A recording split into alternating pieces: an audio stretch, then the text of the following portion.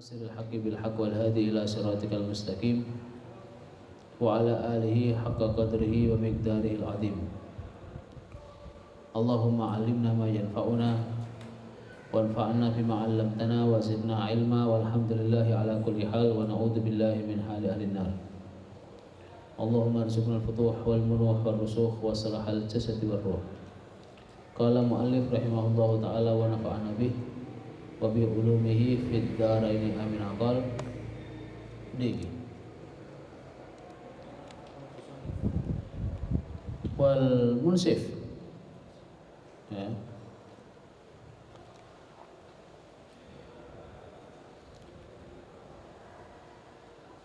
Wal munsif yahmilul amra fil ayati ala aqsamin thalatha.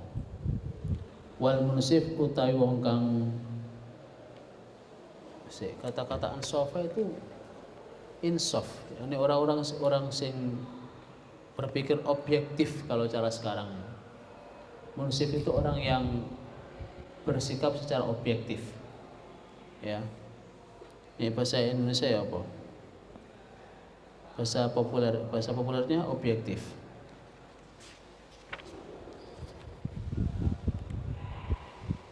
Nasofa.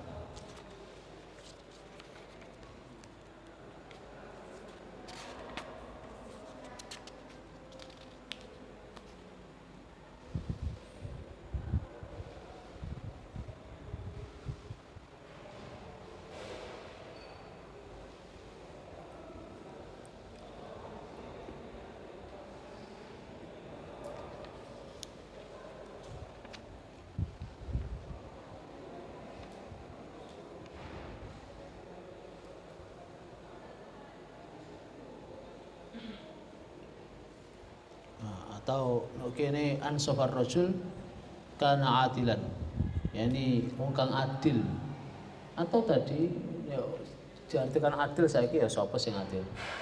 Wal munsif utawi wong kang ningali kelawan objektif ya begini ya.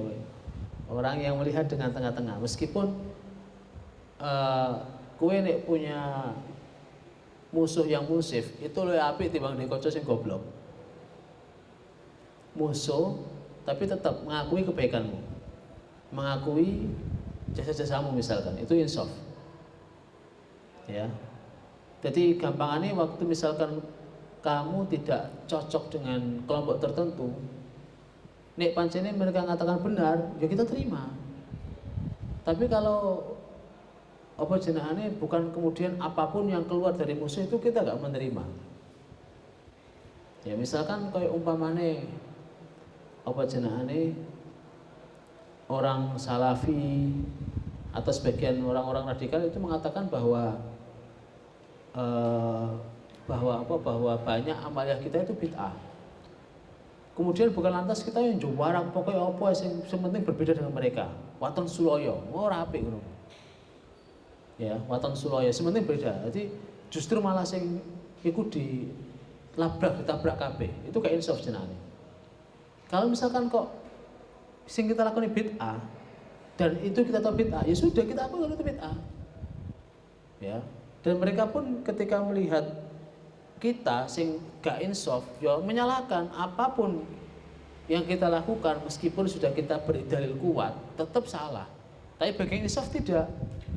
Bagian insaf, bagi yang berlaku adil, mereka mengatakan oke lah. Ya. Saya nggak setuju dengan amaliyah yang kamu lakukan, tapi karena kamu berdasar dalil, ya kita hormati. Itu insaf senani.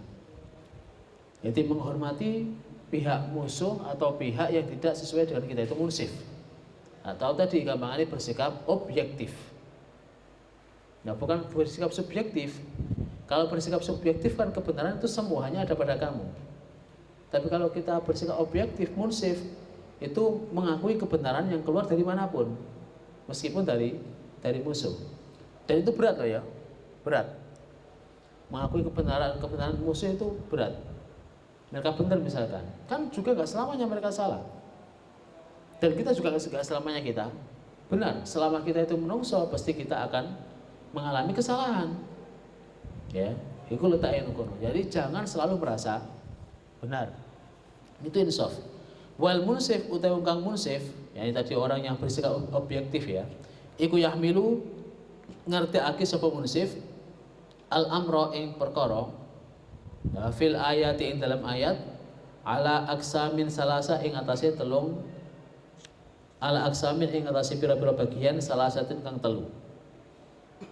Jadi kan ngone Quran kan ada muhkam sama mutasyabih. Orang yang munsif, yang bersikap adil atau bersikap objektif itu memaknakan perkara sing nggone ayat, masalah ayat muhkam sama mutasyabih pada 3 hal. Ahaduha utawi salah sijine aksam ikuma ayat. Ikuma ayat ya ta'akadu kang dadi pasti apa dhahiruha dhahiri ayat bidalail kelawan pira-pira dalil bukti al-aqliyah kang bangsa akal. Fadzalika mangko tema huwa yama iku al-muhkam kang muhkam hakon kelawan pasti. Kalau misalkan salasa fil hajj sab'atin idza raja'tum tilka asyaratun kamilah. Nah kono salasa ya telu sab'ab itu asyara pira 10. Itu kan dalil akli kan? Dalil akli yang enggak tertolak. Maka itu namanya muhkam. Atau qul huwallahu ahad juga namanya muhkam. Allah adalah Esa, Allahus Samad. Semuanya nih ana apa-apa mengarahkan Gusti Allah itu muhkam. Lam yalid wa lam yulad muhkam. Wa lam yakul lahu kufuwan ahad muhkam. Tidak menerima tidak mungkin ditafsirkan atau diartikan dengan yang lain. Kalau mutasyabih kan mungkin masih punya makna berbeda. Tapi kalau muhkam tidak punya makna berbeda. Tapi ya kadang-kadang pancene sebagian orang yang ngawur.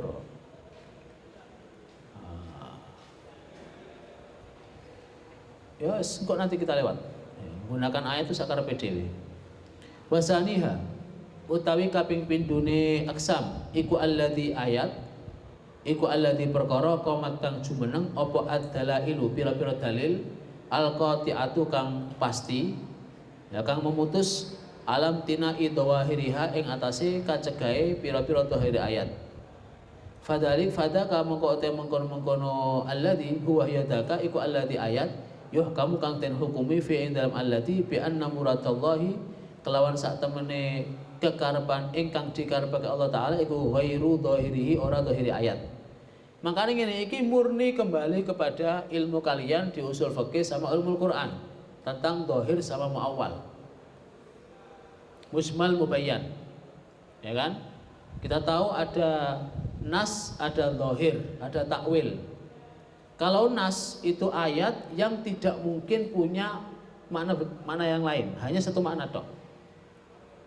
Ya, tapi kalau dhahir yang punya 2 makna, yang satu lebih kuat daripada yang lain, ya kan?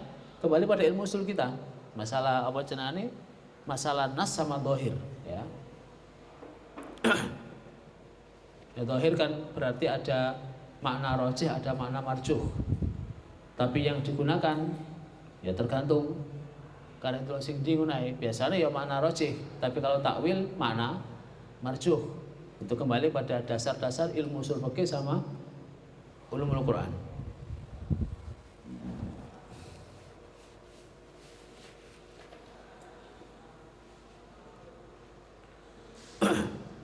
Kayak misalkan fa innaka bi ayunina.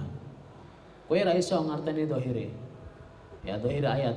Maka engkau yang Muhammad ada pada pandangan mata-mata kami. Ayun jamak. Padahal apa jenenge menungso wae mripate loro.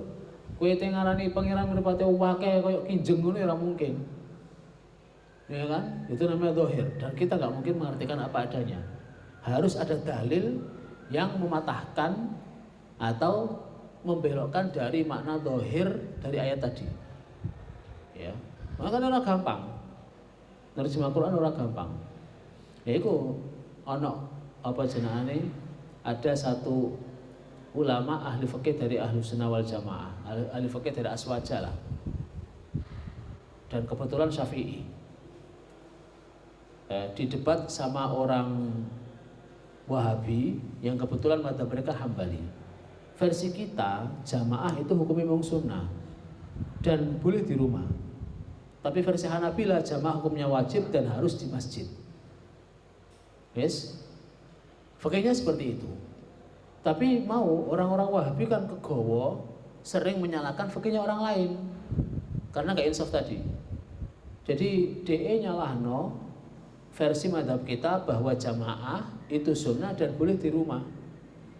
Akhirnya DE ngomong, salah satu saya mau diomongin ngono, jamaah itu wajib dan harus di masjid. Ada dalilnya di Quran. Ya, terus Syekh mau tanya dalilnya apa? Dijawab dalilnya wa maka rabbuka nasiya. Wa maka rabbuka nasiya, dan Tuhanmu enggak lupa. Syekh mau bingung, sik hubungannya apa antara sholat jamaah wajib di masjid sama ayat wa maka rabbuka nasiya. Wa maka rabbuka nasiya maknanya kan dan pangeranmu gak sare.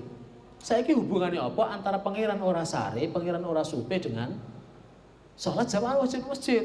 Akhirnya takut Syekh mau, lah terus hubungannya apa? Ayat wa maka rabbuka nasiya dengan apa? Dengan kewajiban sholat di masjid. Oh, pokoknya itu dalilnya. Ya. Dan kamu ketika menyatakan bahwa sholat sunnah, sholat jamaah hanya sunnah dan boleh di masjid, apa dalilnya? Jadi ngono. Ada nggak di Quran? Saya mau muter tuh. Oh ya berarti ngono. Ada dalilnya apa? Qul huwallahu ahad. Qul huwallahu ahad. Dia bingung pisan. Sing mau lah. Terus apa hubungannya? Ya jelaskan dulu. Jelaskan dulu sing jawaban mau. Kita jelasno aku jadi. Dadi padha kamure. Ya kan mau ngawur ngarang atau ngawur. Wa maka ngono bukan rahasia. Darene ngono. Saya mau bingung, ini maksudnya apa kok? Nggo ayat wa maka ngono bukan rahasia. Korelasinya dengan jamaah itu apa? Dengan kewajiban jamaah di masjid. Makanya dia kan tepaan dia kok ya keplecok wong mau iku. Ya. Dan kamu ketika menyatakan bahwa jamaah itu sunat di rumah, dalilnya apa? Ya ada, dia langsung tepaan iki jadi ada apa? Qul huwallahu ahad. Nah, angger aja angger qul ahad. Terus hubungannya apa? Ya jelas dhisik, kowe pakai ayat wa maka rabbuka nasiya. Alasannya apa? Jelas dhisik, kok ge aku jelasno alasanku. Ya. Ya, dadi kudu kiai kudu pinter. Padahal ya diketupuki ngono ae. Wasalisuha utawi kaping telune aksam iku alladzi ayat atau alladzi perkara la yujadu kang ora den temu apa mislu hadhi dalail sepadane iki dalil yakni baik dalil akliyah atau qati'ah ala tarafai subutihi ing atase sudut lorone tetepe alladzi wa intifai lan ora anane alladzi fayakun mongko ana iku min haqihi termasuk haqi alladzi iku atawakuf mandek fihi ing dalam alladzi wa yakunu lan ana apa dalika mungkin alladzi iku mutasyabih. Kayak misalkan alif lam mim, ha mim ain sin qaf kaf ya ain sad misalkan. Kita enggak menemukan dalil apapun menjelaskan artinya. Dan kita enggak tahu makna nih. Makanya ahli tafsir selalu mengembalikan wallahu a'lam bi muradi, sing ngerti maknane mung Gusti Allah. Mau paksane gak iso. Ya memang ono sih sing mutate gathuk ya ono wae. Ditafsirno misalkan Yasin ku asmane Kanjeng Nabi, tapi ada yang mengatakan tidak. Wakeh itu biasa aku ulama seperti itu. Ono makna jelas. Ya. Bukan kalimat sederhana alif lam mim ra ya. Bukan apa jenenge susunan yang random, enggak mungkin. Susunan dari Allah Taala jelas semuanya muhkam. Adanya muhkam mutasyabih dari kita, ya kan? Tapi secara hakikat Quran semuanya muhkam. Ya, terjadinya mutasyabih adalah dari kita. Bukan dari Quran loh ya. Bukan dari Quran ya, tapi dari kita. Kalau misalkan perbedaan qiraat bisa menghasilkan perbedaan arti. Ya. Wong sing sering tak sampaikan ayat apa jenenge? Aula mastumun nisaa. Iku piro maknane fikih? Madhahe beda-beda. Maknanya Allah muslimun Indonesia kono 8 nih gak salah. Padahal makna Indonesianya atau kamu menyentuh wanita. Fakih didelok menyentuh sing piye dhisik. Madzhab beda-beda. Delok mengenai ikhtilaful rahmatul ummah itu. Maka ono 8 nih gak salah tentang masalah makna Allah muslimun Indonesia. Karek kowe milih sing ndi ngono ae. Nek kowe sik amatir kan fikih sik abadi, sik fikih takrib ya pokoknya Jawa itu batal meneh to. Iya, kowe sik amatir sik ane. Tapi nek wis profesional beda maneh. Ya profesional enak. Tapi ya turatur ya padha wae ilang profesionalmu. Syaratnya dadi sukses iku mung ojo turu. Ojo punya ngene. uh, gagal adalah kesuksesan yang tertunda. Gagal adalah kesuksesan yang tertunda. Maka pastikan kamu sukses menjadi orang gagal. Ini jelas toh. Kegagalan adalah kesuksesan yang tertunda. Langun toh. Maka yang jelas kamu satu, kamu sukses menjadi orang gagal. Coba yang ngono. Bismillahirrahmanirrahim. Jadi apa jenenge kesimpulannya telu iku mau bahwa ayat yang tidak ada zahir dalil ya atau ayat yang dipastikan dengan dalil akli ya secara zahirnya maka itu muhkam. Wis tidak punya makna lain. Muhkam. Kayak hurrimat alaikum ummahatukum wa banatukum. Muhkam itu jelas. Diharamkan untukmu ibumu, anakmu. Kita mana liyane? Ibu ummahat iso dimane babon, misalkan umpamane. Ya babon induk berarti kewan. Kewan berarti ora oleh mbokne dhewe oleh. Itu goblok berarti. Wis jelas. Ummahatukum pasti ibumu dhewe. Ya, wa banatukum anak wedok, ora anak wedok sapa-sapa. Itu muhkam. Ya, sudah jelas maknanya. Tapi kalau masih ada zahir, ada makna masih membutuhkan penakwilan, penafsiran, itu nanti namanya mutasyabih, ya kan? Bismillahirrahmanirrahim. Ya wa yakunu lan ana apa dalika mungkon alladzi iku mutasyabihan termasuk mutasyabih. Bi makna anal amra kelawan makna sak temene perkara iku istabaha dadi samar fihi ing dalam amr. Walam yatamayyaz lan ora dadi beda apa ahadul janibain salah siji dua sisi anil akhir sangka liyane. Illa anna dhanna kejaba sak temene prasangka ar-rajih kang kuat iku hasilun hasil fi ijra'iha ing dalam berlakuake ayat ala dhawahiriha ing atase dhahiri ayat. Jadi ketika menyikapi ayat mutasyabih itu nanti pasti muncul apa? Muncul makna rajih sama makna marjuh. Makna kuat sama makna yang enggak kuat. Makna rajih biasanya hakiki, hakikah, yakni makna aslinya. Tapi kalau makna marjuh makna yang enggak sesuai dengan aslinya. Kayak misalkan ya tullah apa jenenge was sama abanina bi'aitin. Dan langit kami bangun dengan tangan-tangan kami. Kowe ngartikan aidin apa adanya, yad al-jarihah, tangan sing anggota badan mustahil, muhal. Karena Allah Ta'ala laisa kamitslihi syai'un mukhalafil hawadis. Maka mau enggak mau kamu harus mengartikan dengan makna yang marjuh bahwa tangan ini adalah identik dengan kekuatan misalkan. Kami ciptakan langit dengan kekuatan. Ya, sesuatu yang enggak terlihat, ya kan? Makanya kan gini, untuk menyikapi ayat mutasyabih, terutama ayat sifat, itu ulama itu ada 4. Ada ta'wil, ada tafwid, ada ta'til, ada tasbih. Orang ada 4, bukan ulama. Orang menyikapi ayat sifat ada 4. Ada ta'wil, ada tafwid, ada ta'til, ada tasbih.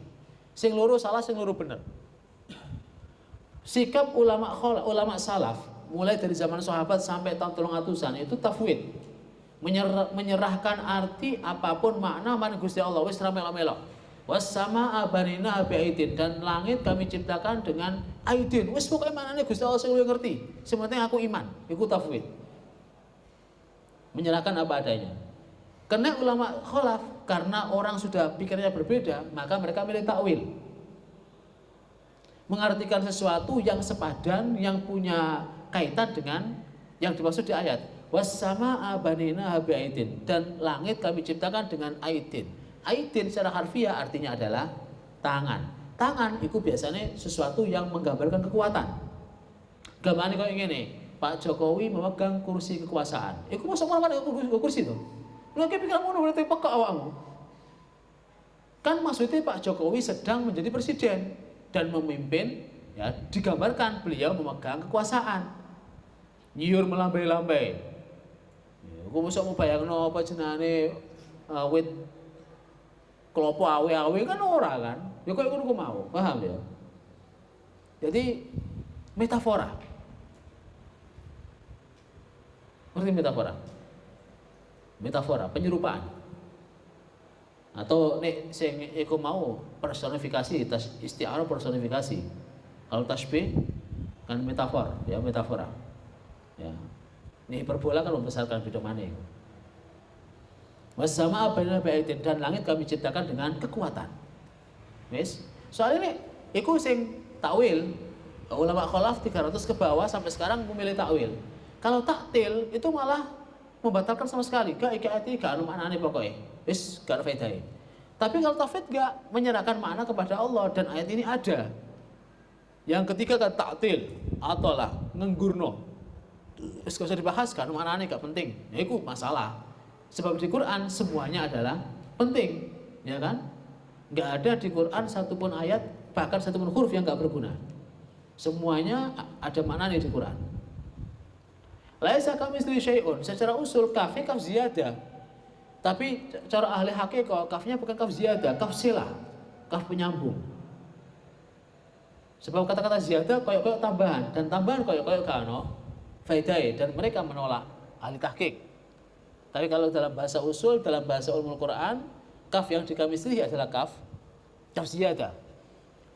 Ya. Kalau yang ketiga tatsim. Tatsim itu menyerupakan Gusti Allah dengan makhluk, mung ora koyo ngono. Piye maksudnya ayo? Jadi aidin ya tangan. Berarti tangan raksasa. Wis pokoke tangan tapi gak koyo tangan. Piye ya? Iki ruwet sing iki. Dan ini dialami oleh orang-orang Salafi, Muhammadiyah barang ngono. Ya, mentasibkan Allah Ta'ala, memfisikan Allah Ta'ala, jadi memberhalakan tapi dalam pikiran. Yes, biaidin dengan tangan, ya pokoknya aidin maknanya tangan. Makanya Allah Ta'ala bersemayam di arsy. Akhirnya mereka mengartikan Gusti Allah duduk di arsy. Padahal nek memaksakan Gusti Allah bersemayam di arsy, nek kita kan enggak istawa al arsy mau Pak Jokowi memegang kursi kekuasaan. Maksudnya summa stawa al arsy. Ya kemudian Allah Ta'ala menguasai semuanya, semesta.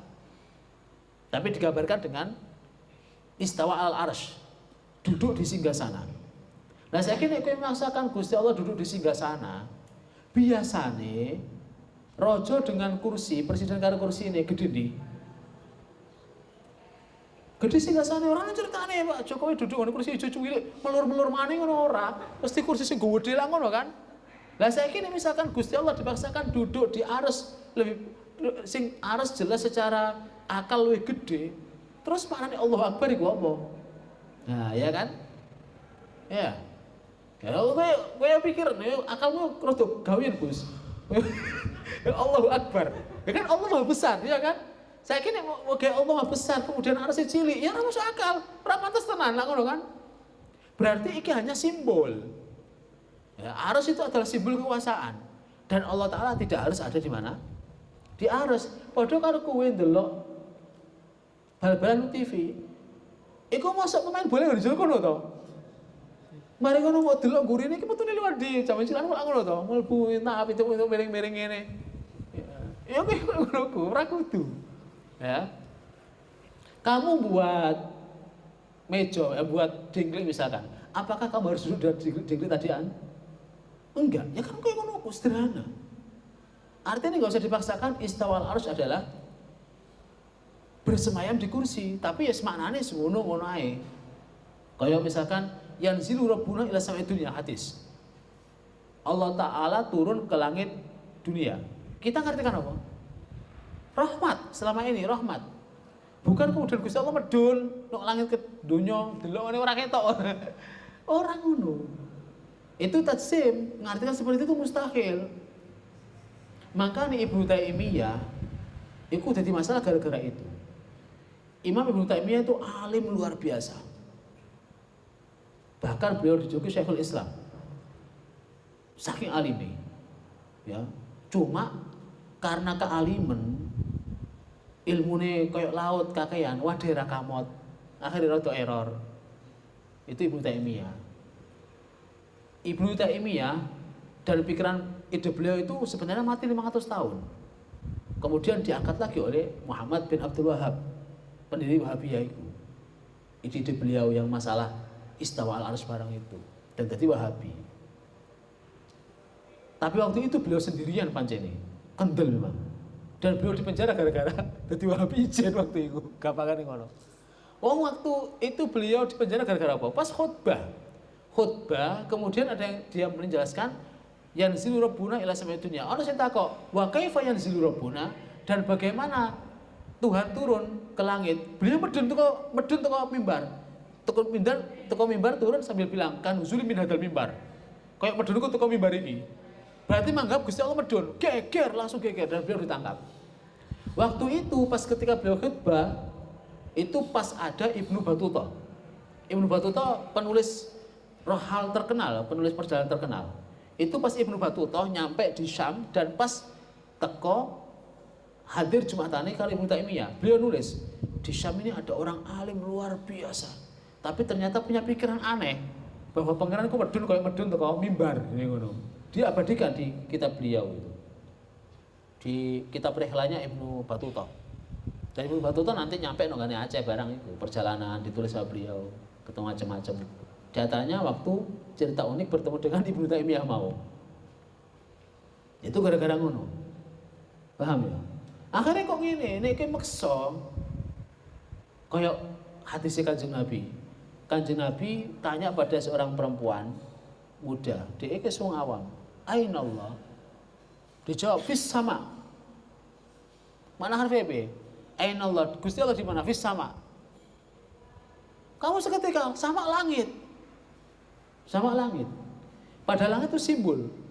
Langit kan di atas luhur, ya kan?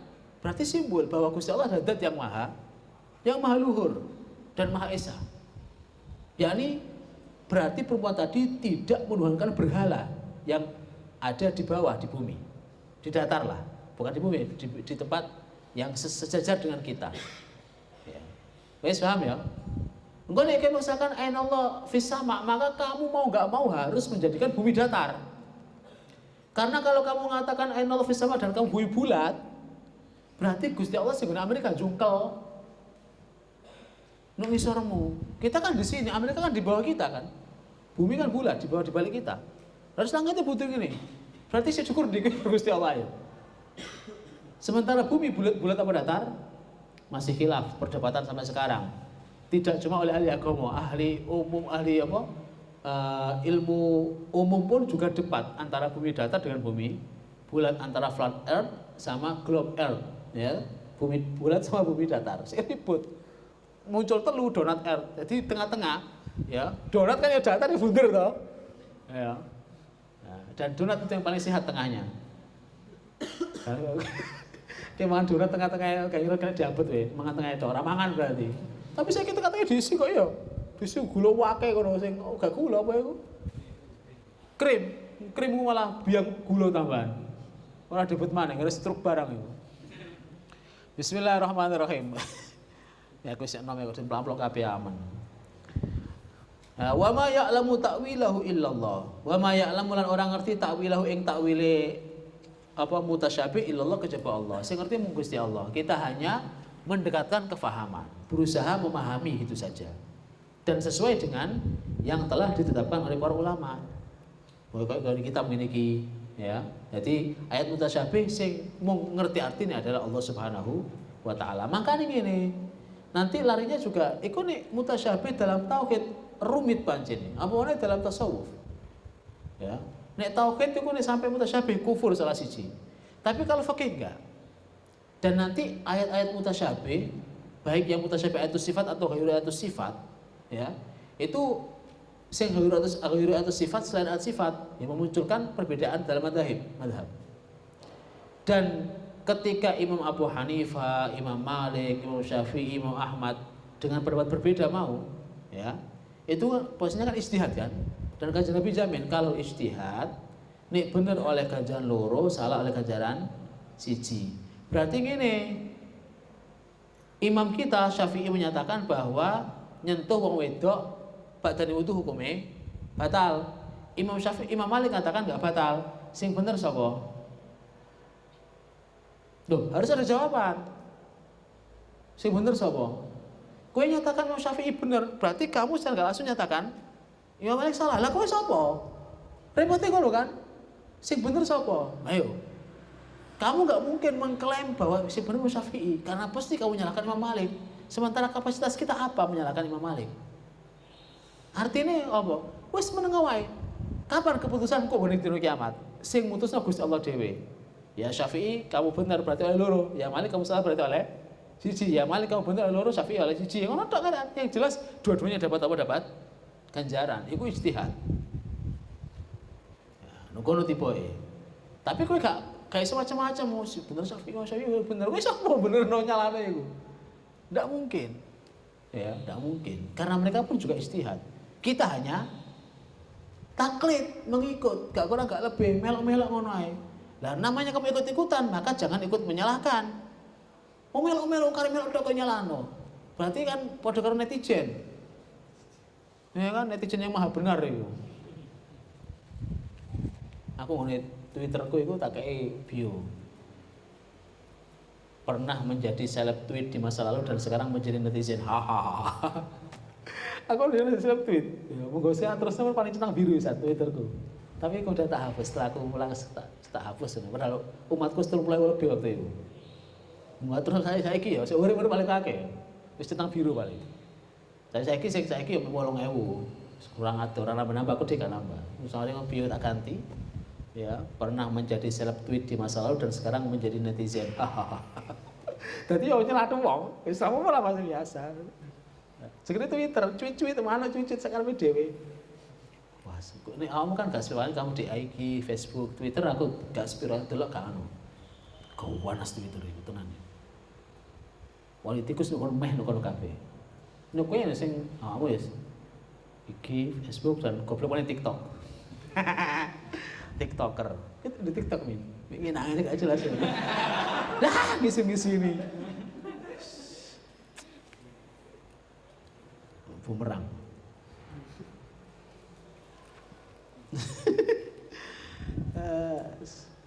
Astagfirullahaladzim. Aywa ma ya'lamu lan tegese ora pirsa takwilal mutasyabih ing takwil mutasyabih hakikatan ing dalam sejatine illallah kejaba Allah wahdahu halis suci Allah.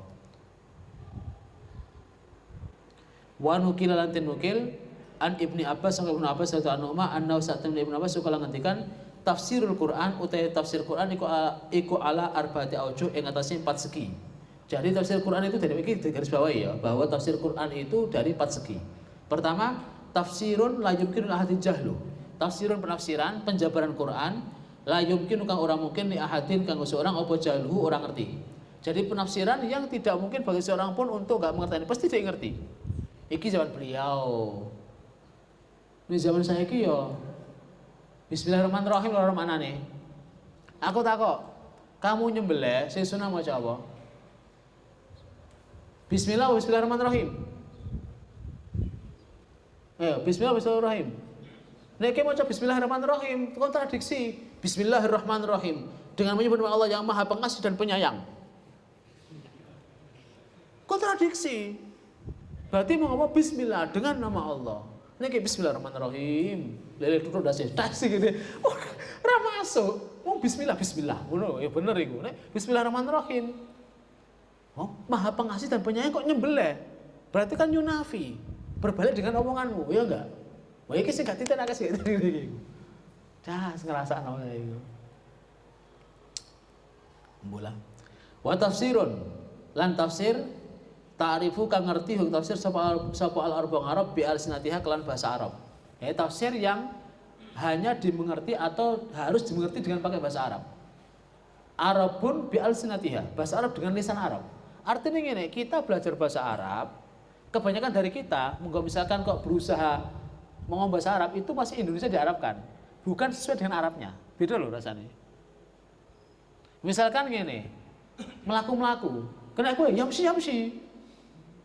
Ini kena bahasa Arab kan tamasya, jalan-jalan. Ya kan? Tamasya, jalan-jalan. Nah karena gue, yamsi, jalan-jalan. Kang Mas, alladzi dhahab. Hati-hati jatuh, kalbun sakoto. Misalkan ngono. Ya kan? Padahal hati-hati jatuh, intabi, aku tok ando. Ya, kalbun sakoto. Lah apa iki hati-hati lugur tiba. Ya. Atau misalkan bis jatuh ke jurang, saya harus jimak alal art. Wow, tambana. Ya bumi jimak. Tangger wae. Wa tafsirun, lan tafsir ya'rifu kang ngerti hum tafsir sapa ulama. Jadi tafsir yang tidak mungkin seorang pun nggak tahu. Ini jangan beliau. Bahkan awam pun tahu. Ya kayak misalkan kul huwallahu ahad, kabeh langsung paham. Allah Maha Esa. Ya ngono kan? Hatta awam pun sik rada samar-samar remeng-remeng. Pangeran kul huwallahu ahad ngerti pisan. Kul huwa ilaik wis ngerti pisan ya toh. Iku remeng-remeng ya. Dan tafsir yang hanya dimengerti dengan bahasa Arab dengan bahasa Arabnya. Wa tafsirun ya'rifu al ulama. Ya'rifu ngerti tafsir ing tafsir ulama para ulama. Wa tafsir la tafsir la ya'lamu kang orang ngerti ing tafsir illallah kecuali Allah taala. Dan yang terakhir tafsir sing tidak ngerti kecuali Gusti Allah taala. Ya iki berarti 4 tafsir iki apa jenenge sing pertama siapapun pasti tahu. Yang kedua spesifik ke orang Arab dan mereka ngerti dengan lisannya sendiri. Kayak Fatir misalkan. Fatirus samawati wal ard. Itu pertama orang banyak orang nggak ngerti, tapi orang Arab desa ngerti. Ternyata Fatir adalah pencipta, ya. Kemudian tafsir sing ngerti mung ulama tok. Iki kayak ini iki. Dan tafsir sing ngerti mung Gusti Allah. Ya kita nggak tahu, ya kayak alif lam mim, kaf ya ain shad. Sing ngerti mung Gusti Allah tok. Warasikhuna fil ilmi yaquluna amanna bihi wallahu alam al-Fatihah.